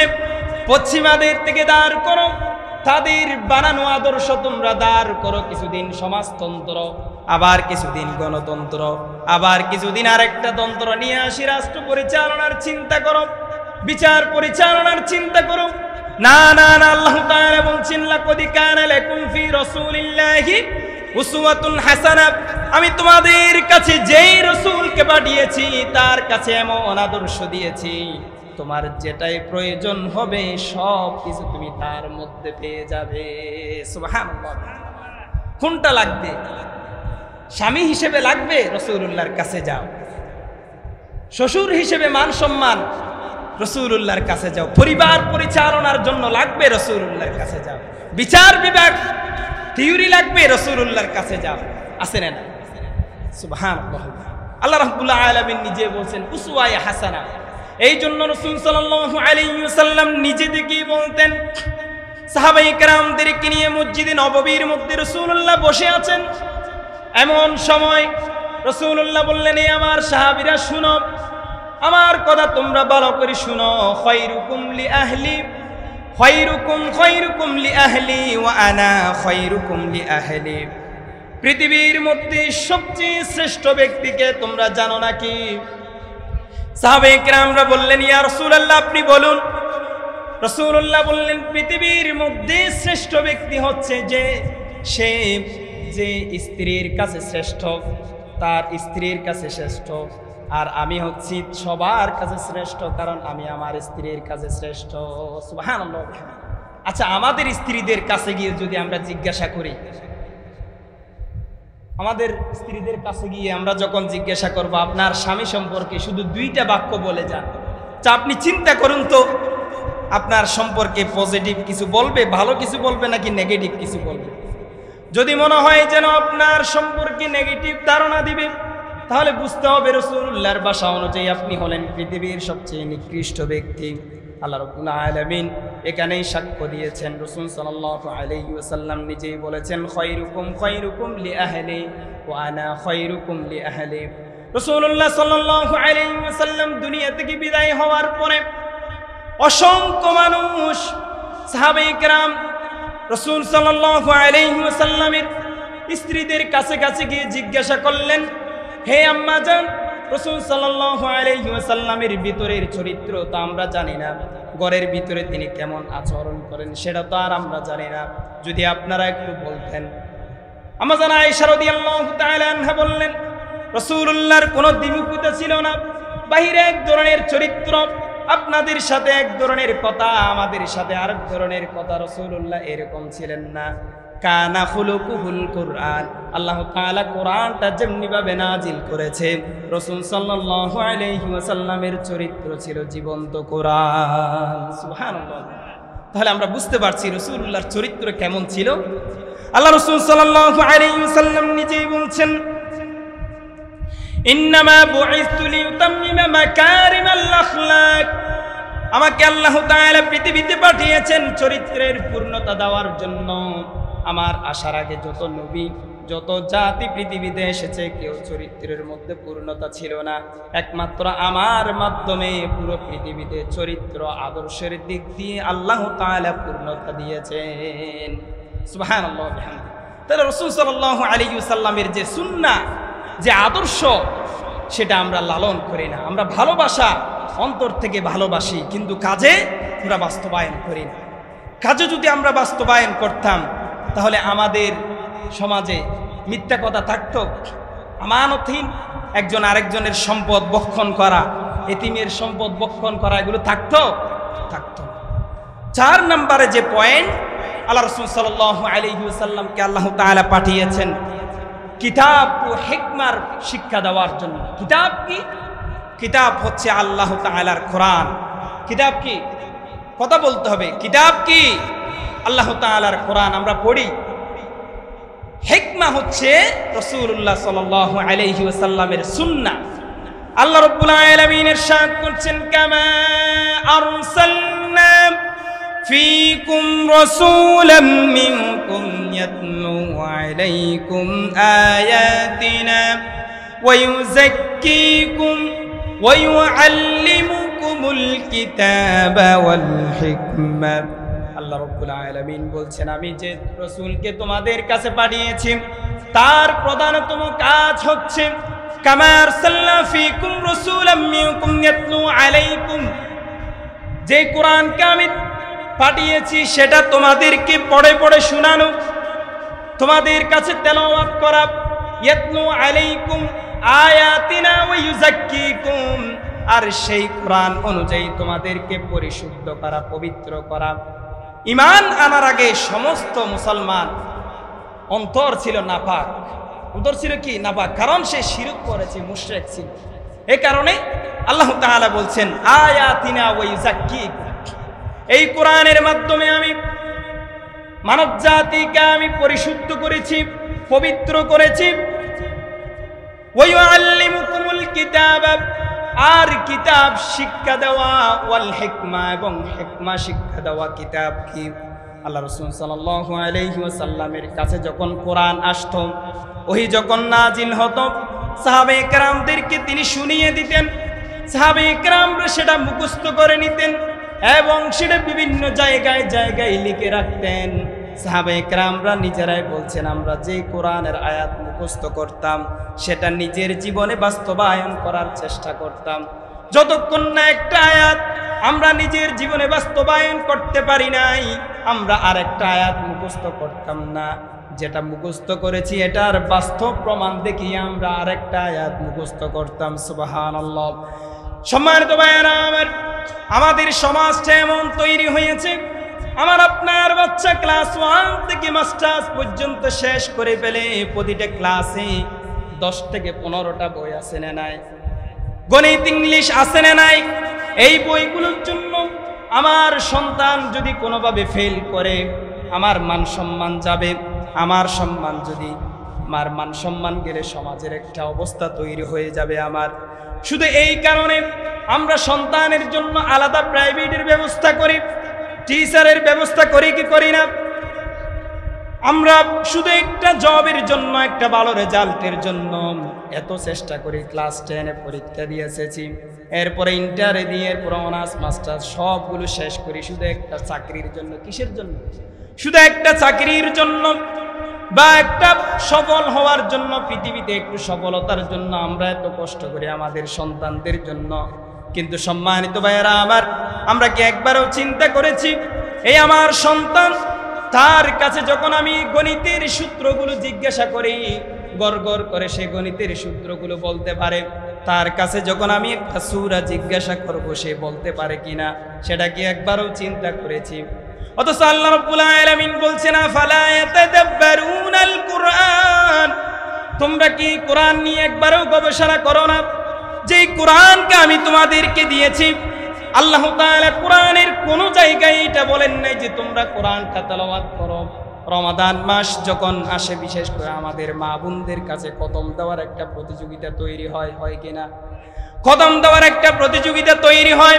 আমি তাদের কাছে জিজ্ঞাসা করলাম, তোমার ভিতরে কি এই প্রশ্নটা তৈরি হয় না যে কোরআনটা তুমি বারবার খতম দিচ্ছ, একটা বারের জন্য কি এটা প্রশ্ন আসে নাই যে একটা আয়াতের মধ্যে কি বলেছে সেটা একটু বাংলা দেখি? সেটা কি প্রশ্নে আসে না?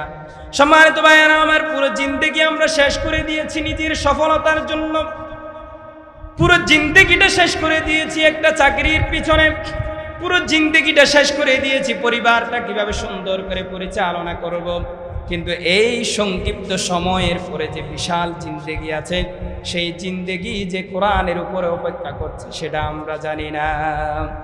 যেই রমাদান মাস আসলে আমরা কোরআন খতম দেওয়ার জন্য রেডি হয়ে যাই, সেই রমাদান মাসে যে আল্লাহ তাআলা কোরআন নাজিল করেছেন সেটা কিন্তু আমাদের জানা নাই। আল্লাহ রাব্বুল আলামিন বলছেন, শাহরু রমাদানাল্লাযী উনজিলা ফীহিল কুরআনু হুদাল লিন-নাস ওয়া বাইয়িনাতিন মিনাল হুদা ওয়াল ফুরকান। আল্লাহ রাব্বুল আলামিন ডাক দিয়ে বলছেন, মহিমান্বিত রমজানে, মহিমান্বিত মাসের মহিমান্বিত রজনীতে আমি এই কোরআনটাকে নাজিল করেছি। কেন? হুদাল লিন-নাস, এমনি এমনি নাজিল করেছি না, তেলাওয়াতের জন্য নাজিল করেছি না। আল্লাহ তাআলা সেখানেই বলতে পারতেন যে তোমরা বেশি বেশি তেলাওয়াত করো, বেশি বেশি সওয়াব পাবে। অবশ্যই তেলাওয়াতে সওয়াব আছে না নাই?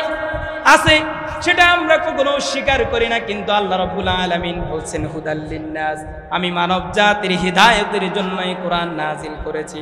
মুসলমানের জন্য নয়, হিন্দুদের জন্য নয়, কোন খ্রিস্টানের জন্য নয়, শুধু কোন নির্দিষ্ট গোত্রের জন্য, আরবের জন্য, অনারবের জন্য আমি কোরআন নাজিল করি নাই। মানব জাতির সৃষ্টি থেকে আজ পর্যন্ত সবার জন্য আমি কোরআনটাকে হেদায়েতের বাণী হিসেবে নাজিল করেছি। হুদাল লিন-নাস, এটা এমন একটি কিতাব, এই কিতাবের চ্যালেঞ্জ দিয়ে আল্লাহ তাআলা শুরুতেই বলে দিচ্ছেন, কোন মানব কোন কিতাব লিখলে, বই লিখলে শুরুতেই বলে দেয়, আমার বইয়ে যদি কোনো ধরনের ভুল ত্রুটি ধরা পড়ে তাহলে পরবর্তী সংস্করণে এটা ঠিক করে দেওয়া হবে। কিন্তু আল্লাহ রাব্বুল আলামিন বলছেন, যালিকাল কিতাবু লা রাইবা ফি, আমি তোমার কাছে এমন যে কিতাব দিয়েছি সন্দেহের কোনো অবকাশ নাই। সন্দেহ যেই করবে তার ঈমান চলে যাবে। যাবে কি যাবে না? এই কোরআন আমাদের মাঝে থাকার পরও আমরা হেদায়েতের দিকে যাচ্ছি না, আমরা কোরআনটা পড়ে দেখি না। এই 30 পারা কোরআনের অসংখ্য আয়াত আল্লাহ তাআলা নাজিল করেছেন, 114টি সূরা আল্লাহ তাআলা দিয়েছেন একজন হাফেজ। সম্মানিত হাফেজ ভাইয়েরা, আমি আপনাদের কাছে এই প্রশ্নটা রাখতে চাই, কখনো কি চিন্তা করেছেন এই কোরআনে কি বলেছে আল্লাহ তাআলা? আফালা ইয়াতাদাব্বারুনাল কোরআন।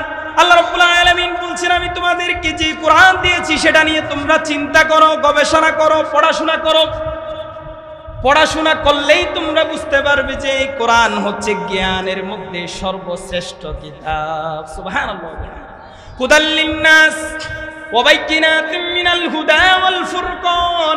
এই কোরআন হচ্ছে হুদাল লিন্নাস, মানব জাতির হিদায়াত, ওয়া বাইয়িনাতিন মিনাল হুদা ওয়াল ফুরকান, আর এটাই হচ্ছে সত্য এবং মিথ্যার পার্থক্যকারী।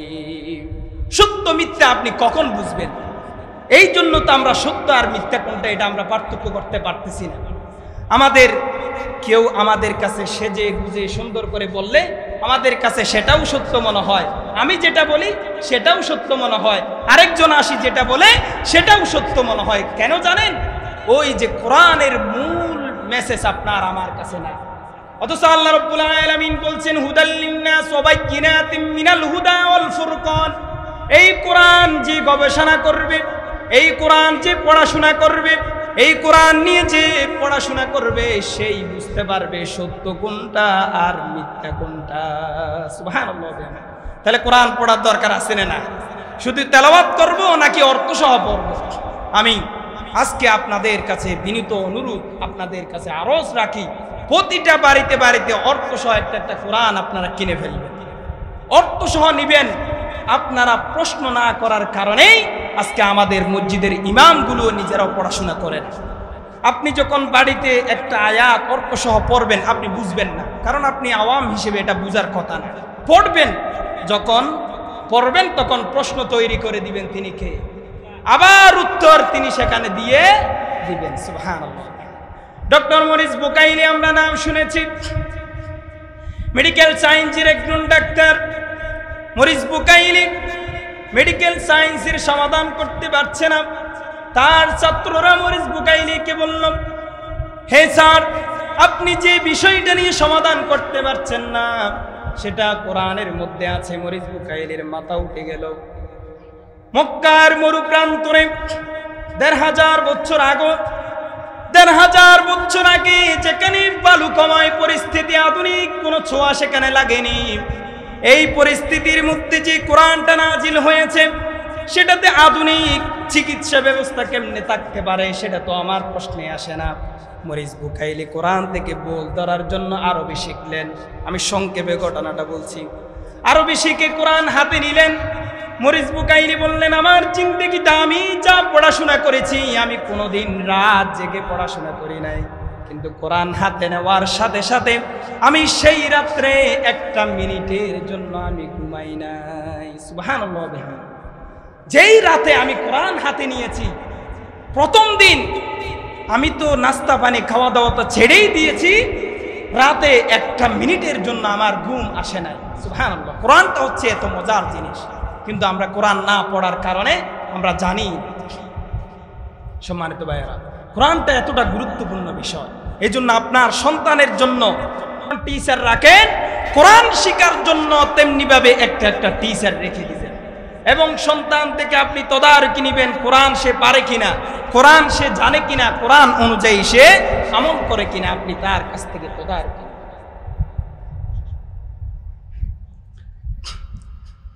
তাহলে আমরা কোরআনের গুরুত্ব আমরা বুঝতে পারছি নাকি? আমরা পড়ার জন্য রাজি আছি ইনশাআল্লাহ। এরপরে ২ নাম্বার হচ্ছে হিকমা। এই আয়াতের ২ নাম্বার পয়েন্টটা হচ্ছে হিকমা। হিকমা হচ্ছে রাসূল সাল্লাল্লাহু আলাইহি ওয়াসাল্লামের সুন্নাহ। রাসূলুল্লাহর সুন্নাহকে নিজের জীবনে বাস্তবায়ন করার নামই হচ্ছে রাসূলের উম্মত। রাসূল সাল্লাল্লাহু আলাইহি ওয়াসাল্লাম কিয়ামতের দিন মানব জাতিকে যখন বিচারের সম্মুখীন করা হবে, আল্লাহ রাসূল সাল্লাল্লাহু আলাইহি ওয়াসাল্লামকে সেখানে সাক্ষ্য হিসেবে ডাকা হবে। ওয়াকাল আর-রাসূল ইয়া রাব্বি, রাসূল সাল্লাল্লাহু আলাইহি ওয়াসাল্লামকে ডেকে জিজ্ঞেস করা হবে, এই লোককে আপনার উম্মত কিনা? পৃথিবীতে আপনি এই লোকটাকে আপনার আদর্শ আপনার সুন্নত মেনে চলতে দেখেছেন কিনা? রাসূল সাল্লাল্লাহু আলাইহি ওয়াসাল্লাম সেদিন কিছু মানুষের পক্ষে না জবাব দিবেন, আবার কিছু মানুষের পক্ষে হ্যাঁ জবাব দিবেন। আমরা হ্যাঁ জবাব দেওয়ার যেই পক্ষটা থাকবে আল্লাহ তাআলা সেটাতে আমাদেরকে কবুল করুক, সবাই বলে আমিন। সম্মানিত ভাইয়েরা, 5 নম্বর যে পয়েন্ট, আল্লাহ তাআলা আল্লাহ রাসূল সাল্লাল্লাহু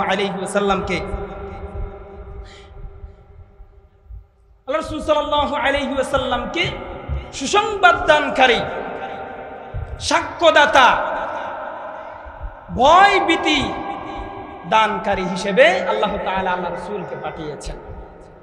আল্লাহ রাব্বুল আলামিন ইরশাদ করছেন, ইয়া আইয়ুহান নবী ইন্না আরসালনাকা শাহিদান ওয়া মুবাশশিরান ওয়া নাযীরা ওয়া দাঈয়ান ইলাল্লাহি বিইযনিহি ওয়া সিরাজাম মুনীরা। সম্মানিত ভাইয়েরা আমার, এই আয়াতের অনুবাদগুলো একটু খেয়াল করুন। আল্লাহ রাব্বুল আলামিন বলছেন, আমি কোনো সাধারণ নবী পাঠাই নাই, সাধারণ কোনো ব্যক্তির মতো নবীকে পাঠিয়েছি এমন নয়। আল্লাহ রাব্বুল আলামিন নিজে বলে দিচ্ছেন, ইয়া আইয়ুহান নবী, হে সম্মানিত নবী, ইন্না আরসালনাকা, আমি আপনাকে কেন পাঠিয়েছি? শাহিদান, 1 নাম্বার হচ্ছে সাক্ষ্যদাতা হিসেবে। পূর্বের যত লোক পৃথিবীতে আমি পাঠিয়েছি, যত জাতি আমি পৃথিবীতে পাঠিয়েছি, আদ জাতি, সামুদ জাতি, বনি ইসরাইল থেকে শুরু করে যত জাতি আমি পৃথিবীতে পাঠিয়েছি, সমস্ত জাতির সাক্ষ্য হিসেবে আমি আপনাকে প্রেরণ করেছি। আল্লাহ রাব্বুল আলামিনকে আল্লাহ তাআলা নিজের উম্মতের জন্য সাক্ষ্যদাতা হিসেবে প্রেরণ করেছেন, আবার পূর্বের যত উম্মত ছিল সবার জন্য সাক্ষ্যদাতা হিসেবে প্রেরণ করেছেন। পরবর্তী যত উম্মত আসবে সবার জন্য সাক্ষ্যদাতা হিসেবে রাসূলুল্লাহকে প্রেরণ করেছেন। ওয়া মুবাশশিরান, আল্লাহ তাআলা সুসংবাদ দানকারী হিসেবে প্রেরণ করেছেন। রাসূল করিম সাল্লাল্লাহু আলাইহি ওয়াসাল্লাম মানব জাতির কাছে জান্নাতের সুসংবাদ দিয়েছেন কি দেন নাই? ভালো কাজের সুসংবাদ দিয়েছেন কি দেন নাই? যেই লোক ভালো কাজ করবে তার জন্য জান্নাতের সুসংবাদ দিয়েছেন, তার সাথে আল্লাহ তাআলার সাথে দেখা সাক্ষাৎ হবে সেটার সুসংবাদ দিয়েছেন। ওয়া নাযীরা, আল্লাহ তাআলা ভয় ভীতি প্রদর্শনকারী হিসেবে রাসূলুল্লাহকে প্রেরণ করেছেন। রাসূল সাল্লাল্লাহু আলাইহি ওয়াসাল্লামের দাওয়াতের পরতে পরতে রাসূল করিম সাল্লাল্লাহু আলাইহি ওয়াসাল্লাম জাহান্নামের ভয় দেখিয়েছেন, কবরের আযাবের ভয় দেখিয়েছেন। 3টি কথা আল্লাহ তাআলা এখানে বলেছেন। 4 নম্বরে গিয়ে আল্লাহ রাব্বুল আলামিন বলছেন, এই 3টি দেওয়ার মাধ্যমে আমি প্রধানতম যে কাজটা দিয়েছি, ওয়াদাইয়ান ইলাল্লাহি বিইজনিহি ওয়া সিরাজাম মুনীরা।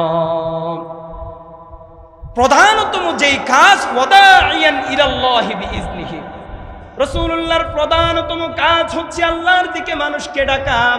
যে আল্লাহর দিকে মানুষকে ডাকে তার কথা কি উত্তম নাকি নিম্ন? আল্লাহ রাব্বুল আলামিন নিজে বলছেন, ওয়া মান আহসানু কওলাম মিম্মান দাআ ইলাল্লাহি ওয়া আমিলা সালিহান ওয়া ক্বালা ইন্নানি মিনাল মুসলিমিন। আল্লাহর দিকে যে মানুষকে ডাকে, আল্লাহর কথার দিকে, ইসলামের দিকে মানুষকে যে ডাকে, পৃথিবীর মধ্যে তার কথার চেয়ে শ্রেষ্ঠ আর কোনো কথা হতে পারে না। সুবহানাল্লাহ। তাহলে রাসূল সাল্লাল্লাহু আলাইহি ওয়াসাল্লামের প্রধানতম কাজ কি দিয়েছেন? ওয়াদাইয়ান ইলাল্লাহ, আল্লাহর দিকে মানুষকে ডাকা। এরপরে এমন একটা গুণের কথা আল্লাহ তাআলা এখানে বলেছেন যেটা সূর্যের সাথে সম্পর্কিত। আধুনিক সায়েন্সের একটু ব্যাখ্যা করে আপনাদেরকে শোনাচ্ছি। আল্লাহ রাব্বুল আলামিন এখানে বলেছেন, সিরাজাম মুনীরা, আলোক বাতি রূপে, উজ্জ্বল বাতি রূপে, এই যে জ্বলজ্বল করছে বাতিগুলা, এই রকম বাতির উপর সিরাজাম মুনীরা রূপে আমি রাসূলকে পাঠিয়েছি। জ্ঞানের আলোয় আলোকিত করে আমি রাসূলকে পাঠিয়েছি। আল্লাহ তাআলা কোরআনের আরেক জায়গায় সূর্যকে ব্যবহার করতে গিয়ে সূর্যের সম্পর্কে যে কথা বলেছেন, ওয়া জাআলাশ শামসা সিরাজা, একই শব্দ ব্যবহার করেছেন। যেই শব্দ সূর্যের জন্য আল্লাহ রাব্বুল আলামিন প্রয়োগ করেছেন, একই শব্দ আবার রাসূলুল্লাহর জন্য প্রয়োগ করেছেন। সুবহানাল্লাহ। সুবহানাল্লাহ বলতে কি খারাপ লাগে?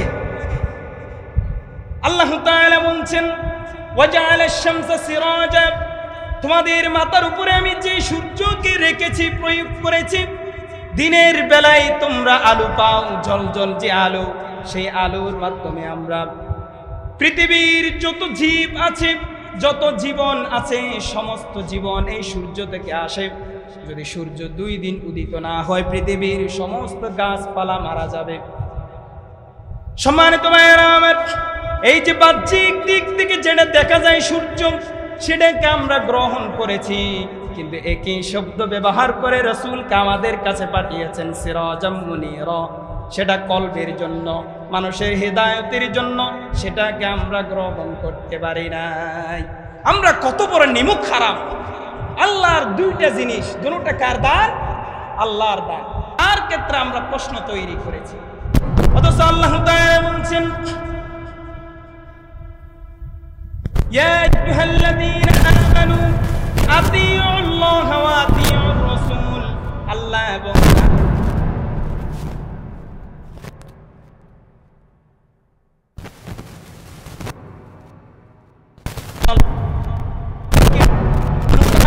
পরিমাণ মর্যাদা দিয়েছেন সূর্যকে, যেমনি ভাবে আমরা দিক থেকে গ্রহণ করছি, হেদায়েতের আলোর জন্য রাসূল সাল্লাল্লাহু আলাইহি ওয়াসাল্লামকে আল্লাহ তাআলা প্রেরণ করেছেন। সুবহানাল্লাহ। আলোকবর্তিকা মনে থাকবে আমাদের, রাসূল সাল্লাল্লাহু আলাইহি ওয়াসাল্লাম আমাদের জন্য কি? কলবের জন্য হচ্ছে আলো, হিদায়াত। সেই হিদায়াতকে গ্রহণ করতে পারলে আপনি হচ্ছেন রাসূলুল্লাহ।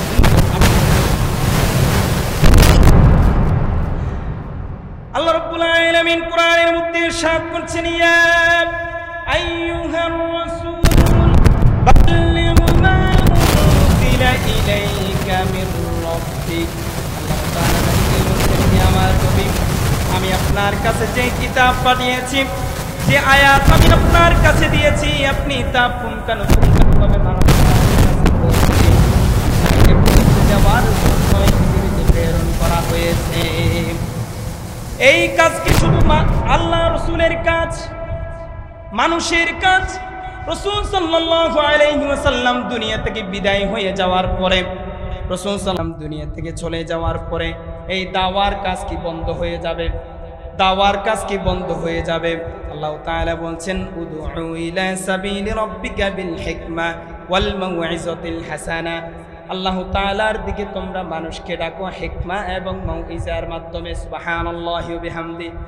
মানব জাতির কাছে আল্লাহ তাআলা ইঙ্গিত করেছেন রাসূল করিম সাল্লাল্লাহু আলাইহি ওয়াসাল্লামের মাধ্যমে আমি যে কিতাব দিয়েছি, যে ইসলামকে প্রতিষ্ঠা করেছেন রাসূলুল্লাহ, সেই কিতাবকে যারা পরিচালিত করবে তারাই হচ্ছে রাসূলের ওয়ারিস, বংশধর। কে বলছেন?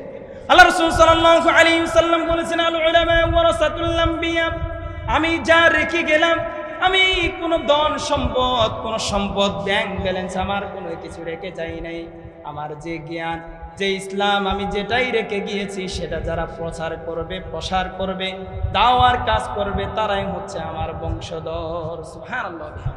তাহলে তারা কিয়ামতের দিন বংশধর হিসেবে উজ্জীবিত হবেন। আপনারা কি বংশধর হতে চান? তাহলে বংশধর যদি হতে চায়, তাহলে আপনি নিজে নামাজ পড়েন, আরেকজনকে নামাজের দাওয়াত দেন। আপনি নিজে ইসলামের কাজ করেন, আরেকজনকেও সৎ কথা বলেন। নিজে সত্যবাদী হন, আরেকজনকে সত্যবাদীর পক্ষে নিয়ে আসেন। তখনই আপনি রাসূলুল্লাহর বংশধর হিসেবে পরিগণিত হবেন। আল্লাহ রাসূল সাল্লাল্লাহু আলাইহি ওয়াসাল্লাম বলছেন বাল্লিগু আন্নী ওয়ালাউ আয়া। ওহে আমার সাহাবীরা, আমার কাছ থেকে তোমরা যেটাই পেয়েছো, সেটা যদি একটা নিদর্শন হয়, সেটা যদি টুঙ্কু বিষয়ও হয়, তোমরা সেটা মানব জাতির কাছে পৌঁছে দাও। সুবহানাল্লাহ বিহামদিহি। তাহলে রাসূল সাল্লাল্লাহু আলাইহি ওয়াসাল্লামকে আল্লাহ তাআলা আলোকবর্তিকা রূপে পৃথিবীতে প্রেরণ করেছেন। 6 নাম্বার হচ্ছে অন্যায় শৃঙ্খল থেকে, বন্দী জীবন থেকে স্বাধীন জীবনে ফিরিয়ে আনার জন্য রাসূল সাল্লাল্লাহু আলাইহি ওয়াসাল্লামকে প্রেরণ করেছেন। সেই সময়ে একটা বন্দী জীবনের অবস্থা ছিল, মানুষের উপরে মানুষের নির্যাতন ছিল কি ছিল না, জুলুমের ছড়াছড়ি ছিল, যে যতটুকু তার ক্ষমতা খাটিয়ে ততটুকুই সে ব্যবহার করত। এতিমের ভক্ষণ করত, এতিমের সম্পদ ভক্ষণ করত। এবং মেয়েদেরকে তারা কি করত, সম্মান হানি হবে এই জন্য জীবিত মাটিতে পুঁতে ফেলা হতো। নাউযুবিল্লাহ মিন যালিক। রাসূল সাল্লাল্লাহু আলাইহি ওয়াসাল্লাম আসার পরে এই বন্দী শৃঙ্খল থেকে মানব জাতিকে মুক্তি দিয়েছে। সুবহানাল্লাহ ওয়া বিহামদিহি। আল্লাহ রাব্বুল আলামিন ইরশাদ করছেন, আমি নবীকে কেন পাঠিয়েছি? পৃথিবীর বন্দী শৃঙ্খল দাসত্ব জীবন থেকে, দাস প্রথাকে বিলুপ্ত করার জন্য, মানুষকে স্বাধীনভাবে পৃথিবীতে বাঁচার জন্য, সৎ পথকে বেছে নেওয়ার জন্য আমি পৃথিবীতে আল্লাহ রাসূলকে পাঠিয়েছি। আল্লাহ রাব্বুল আলামিন বলছেন, লাকাদ আরসালনা রাসূলানা বিল বাইয়িনাতি ওয়া আনজালনা মাআহুমুল কিতাবা ওয়াল মিজান। আল্লাহ রাব্বুল আলামিন বলছেন, আমি রাসূলকে একটা কিতাব দিয়েছি এবং হিকমা দিয়েছি। অর্থাৎ রাসূলুল্লাহর জীবনের যে আদর্শ, সেটাও আল্লাহ তাআলার নিয়ন্ত্রণাধীন। সেটাকে বলা হয় গায়রে ওহী। কোরআনকে বলা হয়েছে সরাসরি ওহী।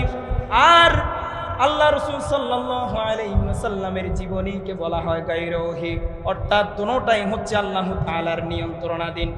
আমি রাসূলকে এই জন্য পাঠিয়েছি, এই কোরআনের মাধ্যমে। কোরআন হচ্ছে মিজান। এই আয়াতের মধ্যে আল্লাহ তাআলা কোরআনকে মিজান হিসেবে সাব্যস্ত করেছেন। মিজান মানে হচ্ছে পাল্লা। আমরা জানি কি জানি না? মিজান মানে ওজন করার পাল্লা, ওজন করার মাপকাঠি। এই পাল্লার মাধ্যমে মানুষকে অন্যায় থেকে আল্লাহ রাসূল সাল্লাল্লাহু আলাইহি ওয়াসাল্লাম সৎ পথের মধ্যে নিয়ে আসবেন। জুলুম থেকে মানুষকে, অত্যাচার থেকে মানুষকে সৎ পথের মধ্যে নিয়ে আসবেন। আল্লাহ রাসূল সাল্লাল্লাহু আলাইহি ওয়াসাল্লাম সাহাবীদেরকে বলেছেন, ও আমার সাহাবীরা, তোমরা তোমার ভাইকে সহযোগিতা করো। আল্লাহ রাসূল সাল্লাল্লাহু আলাইহি ওয়াসাল্লাম বলেছেন, যে জুলুমকারী অর্থাৎ যে অত্যাচারিত মুসলিম, তাকেও সহযোগিতা করো। আর যে জুলুমকারী, তাকেও তোমরা সহযোগিতা করো। সাহাবায়ে কেরামরা বললেন, ইয়া রাসূলুল্লাহ, যে অত্যাচারিত তাকে সহযোগিতা করব সেটা বুঝতে পারছি, কিন্তু যে জুলুমকারী, অত্যাচার, তাকে কিভাবে সহযোগিতা করব? রাসূল সাল্লাল্লাহু আলাইহি ওয়াসাল্লাম বললেন, যে অত্যাচার শুরু করবে তখন তোমরা তাকে সমর্থন দিবে না, তোমরা তার বিরুদ্ধে আচরণ করবা এবং তাকে সেই পথ থেকে ফিরে আনার দায়িত্ব হচ্ছে তোমাদের। সুবহানাল্লাহ। কিন্তু আমরা কি করি? কোনো ব্যক্তি যখন জুলুম তন্ত্র তৈরি করে তখন আমরাও তার পক্ষ নিই, আসি না? আমরাও সময়ে সময়ে তার পক্ষ নিয়েছি কিনা? কিন্তু আল্লাহ তাআলা এখানেই বলছেন, আমি রাসূলকে এই জন্য পাঠিয়েছি, শৃঙ্খলবদ্ধ জীবন থেকে, নির্যাতিত জীবন থেকে মানব জাতিকে সৎ পথে, স্বাধীন পথে ফিরিয়ে আনার জন্য আমি রাসূলকে পাঠিয়েছি। সুবহানাল্লাহ। এবং আদার পথ থেকে 7 নম্বর পয়েন্ট হচ্ছে, আমি রাসূল সাল্লাল্লাহু আলাইহি ওয়াসাল্লামকে এই জন্য পাঠিয়েছি অন্ধকার থেকে আলোর পথে নিয়ে আসার জন্য, আর ইসলামকে সবার শ্রেষ্ঠ, মানব জীবনের শ্রেষ্ঠ জীবন ব্যবস্থা হিসেবে তৈরি করার জন্য আমি রাসূলকে পাঠিয়েছি। আল্লাহ রাব্বুল আলামিন ইরশাদ করছেন, আলিফ লাম রা, কিতাবুন আনজালনাহু ইলাইকা লিতুখরিজান নাসা মিনাল যুলুমাতি ইলান নূর। আল্লাহ রাব্বুল আলামিন বলছেন, কিতাবুন আনজালনাহু ইলাইকা, ওহে নবী, আপনার উপরে আমি যে কিতাব দিয়েছি, যেই কিতাব আমি নাজিল করেছি, সেই কিতাবের মাধ্যমে আপনি অন্যায় থেকে, জুলুম থেকে মানুষকে আপনি সৎ পথে নিয়ে আসবেন, অন্ধকার থেকে মানুষকে সৎ পথে নিয়ে আসবেন। সৎ পথে আনার মাধ্যমে আপনার এর পরবর্তী কাজ কি? সমাজের মধ্যে ন্যায় প্রতিষ্ঠা করবেন। যেখানে যেখানে অন্যায় থাকবে সেটাকে মূলোৎপাটন করে, সমাজ থেকে ধূলিসাৎ করে সেই সমাজে সত্যকে প্রতিষ্ঠিত করার জন্য আমি আপনাকে প্রেরণ করেছি। আল্লাহ রাব্বুল আলামিন ইরশাদ করছেন, হুয়াল্লাযী আরসালা রাসূলাহু বিল হুদা ওয়া দীনিল হক লিইয়ুযহিরাহু আলাদ দীনি কুল্লি। ভালো করে খেয়াল করবেন সম্মানিত ভাইরা আমার। হুয়াল্লাযী আরসালা রাসূলাহু, তিনি সেই সত্তা, মহান আল্লাহ তাআলা আপনাকে রাসূল করে পাঠিয়েছেন এই জন্য আরসালা রাসূলাহু বিল হুদা, হিদায়াত দিয়েছেন, সত্য দিন দিয়েছেন, হুদাল লিন্নাস দিয়েছেন, মানব জাতির হিদায়াতের জন্য আপনাকে পাঠিয়েছেন। কিভাবে?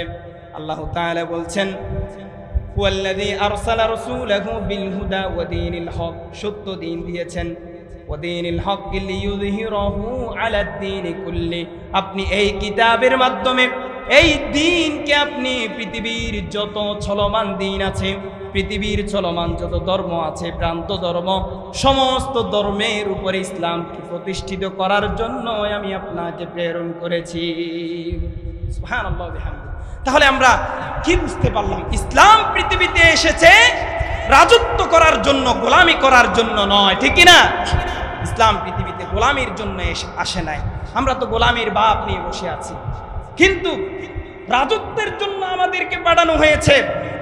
সূরা বাকারার 30 নম্বর আয়াত আল্লাহ রাব্বুল আলামিন বলছেন ওয়াইদ ক্বালা রাব্বুকা লিল মালায়েকাতি ইন্নী জাইলুন ফিল আরদি খলিফা, আমি তোমাদেরকে খলিফা হিসেবে পৃথিবীতে প্রেরণ করেছি, প্রতিনিধি হিসেবে প্রেরণ করেছি, আর তোমরাই পাশ্চাত্যের গোলাম হয়ে গিয়েছো, ভারতের গোলাম হয়ে গিয়েছো তোমরা, ঠিক না? কথা কি মিথ্যা নয়?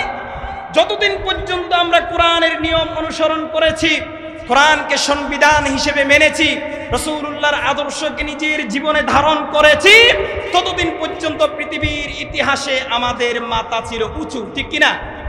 কিন্তু যতক্ষণ আমরা রাসূল সাল্লাল্লাহু আলাইহি ওয়াসাল্লামের আদর্শকে ছেড়ে দিয়েছি, কোরআনকে ছেড়ে দিয়েছি, সাথে সাথেই আমরা হয়ে গেলাম গোলাম, এবং আমাদের জীবনের পরতে পরতে নেমে এসেছে নির্যাতনের স্ট্রিম রোলার, চলে এসেছে কিনা? সম্মানিত ভাইয়েরা, তাহলে আল্লাহ তাআলা এই কোরআনকে, ইসলামকে কেন দিয়েছেন? পৃথিবীতে রাজত্ব করার জন্য, সমস্ত দিনকে দামাচাপা দিয়ে তার উপরে ইসলামকে প্রতিষ্ঠা করার জন্যই আল্লাহ তাআলা কোরআন এবং ইসলামকে দিয়েছেন। শুধু তাই না, আল্লাহ রাব্বুল আলামিন বলছেন উদখুলু ফিস-সিলমি কাফা, ইসলামকে আমি পরিপূর্ণভাবে প্রতিষ্ঠিত করেছি, কিন্তু আমরা ব্যক্তি জীবনে ইসলামকে গ্রহণ করে নামাজ, রোজা, এইগুলোর মধ্যে আমরা ইসলামকে সীমাবদ্ধ করে রেখেছি। ইসলামের মধ্যে রাষ্ট্রীয় নিয়ম নাই, সেটা আমরা মানি। আমরা এরকম মনে করি কিনা? মনে করি। যদি মনে না করি, তাহলে আমরা কেন ইসলামের জন্য কাজ করি না? ইসলাম সংসদে যাক, রাষ্ট্র পরিচালনা করুক, এই কাজ কেন আমরা করি না? অথচ আল্লাহ তাআলা কোরআনে বলছেন উদখুলু ফিস-সিলমি কাফা, তোমরা ইসলামটাকে পরিপূর্ণভাবে গ্রহণ করো, ঠিক না? শেষ নাম্বার পয়েন্ট, আমি অতিরিক্ত ব্যাখ্যার দিকে যাচ্ছি না, সময় শেষ। 8 নাম্বার পয়েন্ট হচ্ছে আল্লাহ রাসূল সাল্লাল্লাহু আলাইহি ওয়াসাল্লামকে এই দ্বীনের পূর্ণতা দেওয়ার জন্য আল্লাহ তাআলা পাঠিয়েছেন। বিদায় হজ্জের ভাষণে শেষ কোরআনের আয়াত নাজিল হলো। আল্লাহ রাব্বুল আলামিন বলছেন আল-ইয়াওমা আকমালতু লাকুম দীনাকুম ওয়া আতমামতু আলাইকুম নি'মাতি ওয়া রাদিতু লাকুমুল ইসলাম দীনা। আল্লাহ রাব্বুল আলামিন বলছেন আমি তোমাদের জন্য ইসলামকে জীবন ব্যবস্থা হিসেবে মনোনীত করেছি, তোমাদের নিয়ামত হিসেবে আমি ইসলামকে জীবন ব্যবস্থা হিসেবে পরিণত করেছি। সুবহানাল্লাহ। তাহলে ইসলাম হচ্ছে আমাদের শেষ ঠিকানা, জীবন ব্যবস্থা। আপনি যেটাই নেন না কেন ইসলাম থেকেই নিতে হবে, যেটাই করেন না কেন সেটা ইসলাম থেকেই করতে হবে। আপনি মুসলিম হিসেবে আপনার লেনদেন, আপনার চলাফেরা, আপনার আচার আচরণ, আপনার ব্যবহার, সব কিছু কোথায় থেকে নিতে হবে? ইসলাম থেকে নিতে হবে। আমাদের নেতারা বললে হয়তো রাগ করবেন, সমাজের মধ্যে খুব সুন্দর সুশীল, তাদের আচরণ বাহিরে গেলে, দোকানে পাটে বসলে, ওই যে নির্বাচনের সময় আসলে ভোট লাগবে, এই জন্য সুন্দর সুন্দর কথা বলে। আর তার বাড়িতে যখন যায়, তার স্ত্রীর কাছে জিজ্ঞাসা করবেন তার চরিত্র কেমন। করেছেন কখনো? নেতার চরিত্র স্ত্রীর কাছে গিয়ে জিজ্ঞাসা করবেন। বাইরে যে চিল্লা পাল্লা করেন আমার নেতার চরিত্র ফুলের মতো পবিত্র, ভিতরে স্ত্রীর কাছে গিয়ে জিজ্ঞাসা করবেন আপনার স্বামীর চরিত্র কেমন, সে বলবে ডাস্টবিনের মতো। বলবে কি বলবে না? বলবে। তাহলে এই পূর্ণতা আমাদের মাঝে নাই। ইসলামের যে পূর্ণতা আমাদের দায়িত্বশীলদের মাঝে না, আমাদের নেতাদের মাঝে না থাকার কারণে দুর্নীতির চরম শিখরে আমরা উপনীত হয়েছি কিনা? হয়েছি। কারণ আমানতদারিতার ঘাটতি আছে আমাদের কাছে। রাসূলুল্লাহ সাল্লাল্লাহু আলাইহি ওয়াসাল্লামের কাছে যখন ব্যবসার নিয়ন্ত্রণ দেওয়া হলো, খাদিজা বললেন, আমি এর আগে যত ব্যবসার দায়িত্ব দিয়েছি এই পরিমাণ লভ্যাংশ আমি কোনো ব্যক্তির কাছ থেকে পাই নাই। সুবহানাল্লাহ। এত পরিমাণ সৎ একজন ব্যক্তি আল্লাহ তাআলা আমাদের জন্য দিয়েছেন আদর্শ হিসেবে, তারপর আমরা গ্রহণ করতে পারিনি।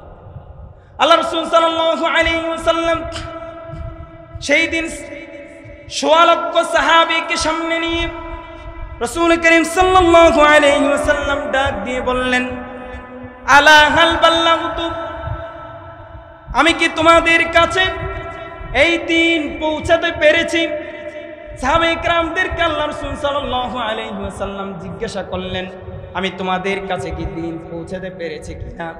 সাহাবায়ে কেরামরা সমস্বরে বললেন, হ্যাঁ বালা, আপনি আমাদের কাছে এই দিন পৌঁছিয়েছেন। রাসূলুল্লাহ বললেন, আল্লাহুম্মা ফাশহাদ, ও আল্লাহ আপনি সাক্ষী থাকুন কিয়ামতের দিন যাতে আমাকে কাঠ গড়ায় দাঁড় হতে না হয়। আপনি সাক্ষ্য দেখুন, আপনি যা যা দিয়েছেন, যেই কোরআন দিয়েছেন, যেই আদর্শ দিয়েছেন, আমি মানব জাতির কাছে পৌঁছে দিয়েছি। সুবহানাল্লাহ। তাহলে এই হাদিসের মাধ্যমে বোঝা যায় রাসূল সাল্লাল্লাহু আলাইহি ওয়াসাল্লাম আমাদের মাঝে সম্পূর্ণ আদর্শ কোরআন আমাদের মাঝে বাস্তবায়ন করে গিয়েছেন। কিন্তু মানি বা না মানি সেটা কাদের উপর? সেটা আমাদের উপর, সেটার জবাবদিহিতা আমাদের উপর। এই জন্য রাসূল সাল্লাল্লাহু আলাইহি ওয়াসাল্লাম শেষে একটা হাদিস বলে গিয়েছেন, হে আমার সাহাবীরা শুনো, আমি তোমাদের জন্য দুইটি জিনিস রেখে যাচ্ছি। কয়টা জিনিস? আমি আজকেও আপনাদের জন্য এই দুইটি জিনিস রেখে যাচ্ছি। সম্মানিত ভাইয়েরা আমার, আল্লাহ রাসূল সাল্লাল্লাহু আলাইহি ওয়াসাল্লাম সেই দিন বললেন, তারাকতু ফীকুম আমারাইন লান তাদিল্লু মা তামাসসাকতুম বিহিমা কিতাবাল্লাহি ওয়া সুন্নাতুর রাসূল। আমি তোমাদের কাছে দুইটি জিনিস রেখে যাচ্ছি। কিতাব আল্লাহ তাআলার কোরআন আমি তোমাদের কাছে রেখে যাচ্ছি, ওয়া সুন্নাতুর রাসূল, আর আমার জীবনের বাস্তব আদর্শ। তোমরা আমাকে যেভাবে চলতে দেখেছো, যেভাবে ফিরতে দেখেছো, যেভাবে কথা বলতে দেখেছো, যেভাবে রাষ্ট্র পরিচালনায় দেখেছো, যেভাবে সমাজ পরিচালনায় দেখেছো, ঠিক এই জিনিসগুলোই আমি তোমাদের জন্য রেখে যাচ্ছি। যারা এই দুইটি জিনিস আঁকড়ে ধরবে কিয়ামতের দিন তারাই সফল কাম হবে। সুবহানাল্লাহ। দুইটি জিনিস কি? একটা হচ্ছে আল্লাহ তাআলার কোরআন, আর একটা কি? রাসূলুল্লাহর সুন্নাহ। তারাকতু ফীকুম আমারাইন লান তাদিল্লু মা তামাসসাকতুম বিহিমা কিতাবাল্লাহি ওয়া সুন্নাতুর রাসূল। এই দুইটি জিনিস আপনাদের জন্য রেখে গেলাম। আল্লাহ তাআলার কোরআন, একটা আয়াতের দিকে চিন্তা করবেন সম্মানিত ভাইয়েরা। আল্লাহ রাব্বুল আলামিন বলছেন, আফালা ইয়াতাদাব্বারুনাল কোরআন। ওহে মানব জাতি, খুব হতভম্ব এই আয়াত। আল্লাহ তাআলা প্রশ্ন করছেন, ওহে মানব জাতি, তোমাদের কাছে আমি যে কোরআন দিয়েছি, ফালা ইয়াতাদাব্বারুনাল কোরআন, এই বিজ্ঞানময় কোরআন তোমাদের কি একটু পড়তে ইচ্ছে করে না? তোমাদের কি একটু গবেষণা করতে ইচ্ছে করে না? তোমাদের কি এখানে কি বলা আছে সেটা কি তোমাদের মনে একবারও প্রশ্ন জাগে নাই? হাজারবার আমার ভাইদের কাছে প্রশ্ন জেগেছে, হাইরে পরীক্ষায় যদি ফিল করে ফেলি, দ্রুত পরীক্ষার প্রস্তুতি নিতে হবে। পরীক্ষার আগের দিন ভালো করে পড়াশোনা করি কি করি না? ভালো করে পড়াশোনা করি, যদি ফিল করব শুধু শুধু এই উদ্দেশ্যে। কিন্তু কোরআনটা নিয়ে একবারও চিন্তা করি নাই, কিয়ামতের দিন যদি এই কোরআন আমার বিপক্ষে সাক্ষী দেয়। আল্লাহ রাসূল সাল্লাল্লাহু আলাইহি ওয়াসাল্লাম বললেন, আল কোরআন হুজ্জাতুল লাকা ওয়া আলাইকা। কোরআন হবে তোমার বিপক্ষে এবং পক্ষে সাক্ষীদাতা কিয়ামতের দিন। দুনিয়ায় যারা কোরআনকে আঁকড়ে ধরবে, কোরআনের সমাজ বাস্তবায়নের চেষ্টা করবে, কোরআনের কথাগুলো আমল করবে, কোরআন তার পক্ষ হয়ে কিয়ামতের দিন সাক্ষ্য দিবেন। কে বলেছেন? রাসূলুল্লাহ বলেছেন, আল কোরআন হুজ্জাতুল লাকা ওয়া আলাইকা। আর কোরআন যদি আপনার ভালোবাসার বাহিরে রাখেন, আপনার আমল নামার বাহিরে রাখেন, আপনার কোনো কাজেই কোরআন আসে না, তাহলে সেই দিন কোরআন আপনার বিপক্ষ হয়ে সাক্ষ্য দিবে। সম্মানিত ভাইয়েরা, আজকে এই মহতী অনুষ্ঠানে আমরা যে আলোচনাটুকু করেছি, কয়টা কথা আমরা বলেছি কেউ বলতে পারবেন? আইইউবি মিডিয়া, অপসংস্কৃতি মুক্ত আধুনিক ভিডিও সেন্টার।